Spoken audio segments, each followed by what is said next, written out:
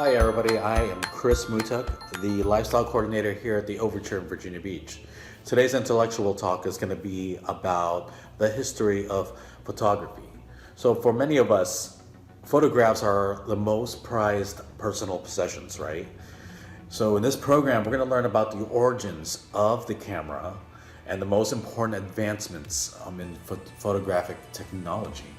So finally, we'll explore this year's current photography trends too as well. So 64% of people say that their collection of personal photos is their most prized possession.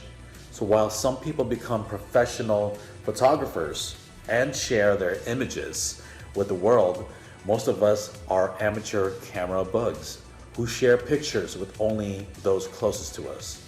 So with today's technology, we are lucky that taking pictures is easy and inexpensive. So in recording our special moments is something almost everyone can have access to. So it's incredible how far we have come with camera technology in the last 100 years. But just how far have we come? It all began with the sun. So evidence found in an ancient Chinese text indicates that the basic concept of photography began with a version of the pinhole camera somewhere around the 4th century BC. Each century after that, mathematicians, scientists, and inventors of all fields, including Leonardo da Vinci, were experimenting with what would later be coined camera obscura. While the camera obscura could not capture actual images, the invention allowed people to view eclipses safely, which helped advance the science of astronomy. So scientists and inventors continued to develop the camera, but struggled to not only get an image onto paper, but also stop the image from fading away. So in the late 1800s, that technology was finally possible, thanks to a type of metal plate, most commonly known as a tintype. However, this technology was still very unwieldy in size. Not to mention the photos took between 15 and 30 minutes to imprint the photography plates. Sitters were required to sit still during this process, or the photo would be marred. Ooh. Despite these difficulties, photography became a widely popular craze the world over. Wow, how about that? So we'll get into don't be so negative. So although we speak about the popularity of cameras and photography, in reality, it was only accessible to professionals and the very wealthy for many years. The process required a working knowledge of chemistry as well as plenty of money for the equipment. This meant that photography was available only to the very wealthy, similar to how having your portrait painted was once a mark of wealth. So a lower income family might not be able to save for a family photograph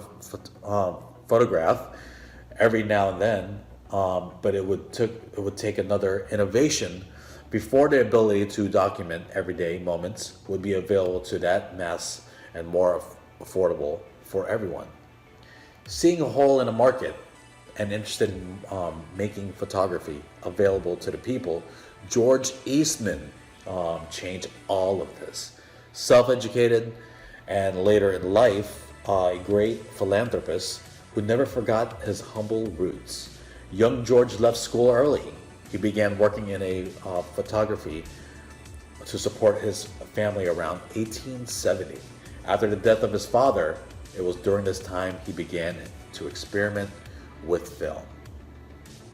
So in 1884, Eastman patented the first film in roll form, and 1888, he perfected the Kodak black camera, which would use the film he had created. Soon he was selling both products, incorporating his company under the name Eastman Kodak. In only 7 years, he was the leading supplier of film stock in the world. He never stopped tinkering with this film, making improvements constantly, and his company continued to work after his death, refining his coloring film stock and creating cutting-edge technology in later years.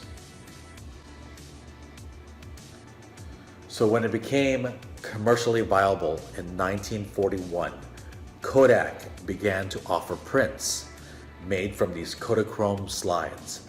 The following year, Kodacolor film was produced, which simplified the process of creating prints and reduced their cost enough to make them more accessible. However, it was still far too expensive for your average at-home enthusiast to use.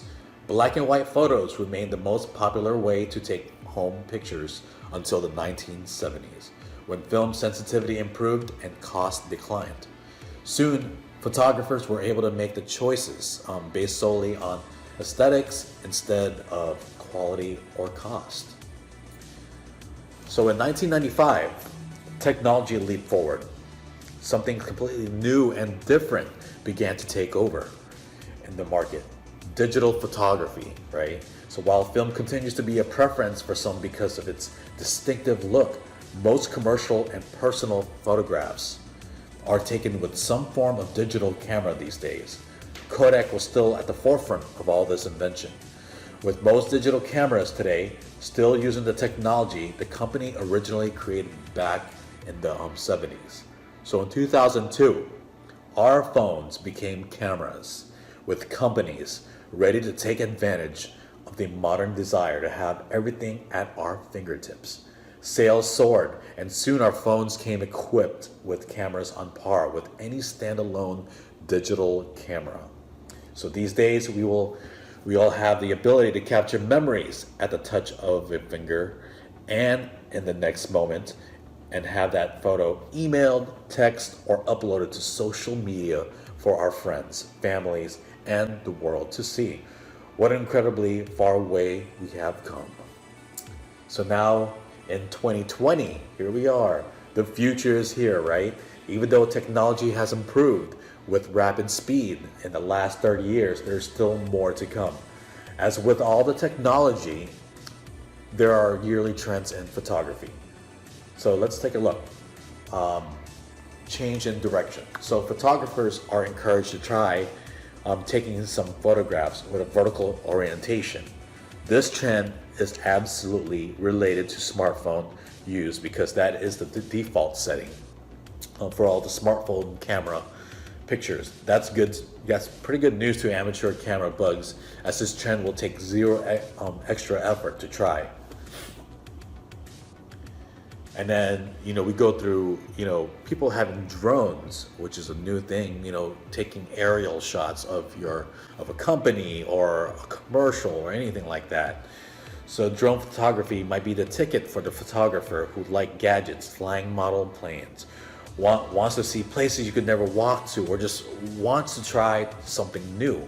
Like we mentioned, aerial photography can be a really unique way to get beautiful landscapes or capture images of animals without disturbing them as well. So now we go back to basics, right? Smartphones have made it very easy to edit photographic effects. The use of filters and other editorial software can make a scene or a face look radically different than the real subject. So in 2020, professional photographers say that the trend will be a minimalism and more natural looking photos. So again, in 2020, wedding photography is geared up to be less formal than ever before, but experts think that will affect other branches of the art as well. So instead of having friends and family say cheese, they try to take more photographs without any formal postings. Now let's go into film noir. So while smartphones have changed the landscape of photography drastically in recent years, film photography is trending this year. For those who miss being able to have a clear print on nice paper, they may want to make their smartphone down and go back to film. So film still has better resolution than all but the most expensive digital cameras. So, in what seems like a contrast to the trend of minimalism, 2020's interest in bright color is actually a complementary thing. So with artists wanting to use fewer filters but still create enigmatic photos, they'll be looking for a bright, natural colors to make their photos pop. Now we get into the whole selfie deal, right? Everyone does it, you know. So we tend to equate selfies or self-portraits as something started with millennials. But in fact, if we look at the history of art, we see that it's an ancient art form, from painted self-portraits by the likes of Van Gogh to photographic self-portraits by bold photographers starting in the 1920s. We have always been fascinated by exploring what we are by playing with our image. This year, the trend is for a warm sunset type filter to be used. And if thinking about the phrase glamour shots has you wincing at the painful memory of shopping malls and too much hairspray, 2020 has a full surprise in store for you. So these days, professional photographers call these beauty sessions and promise that these sessions are much more than just an excuse to get dressed up and look fancy. Instead, they suggest looking at it as an afternoon of pampering, when attention and focus can be on you and making you feel more comfortable in your own skin. And that is our history of photography, everyone. Hope you all enjoyed it. Thank you.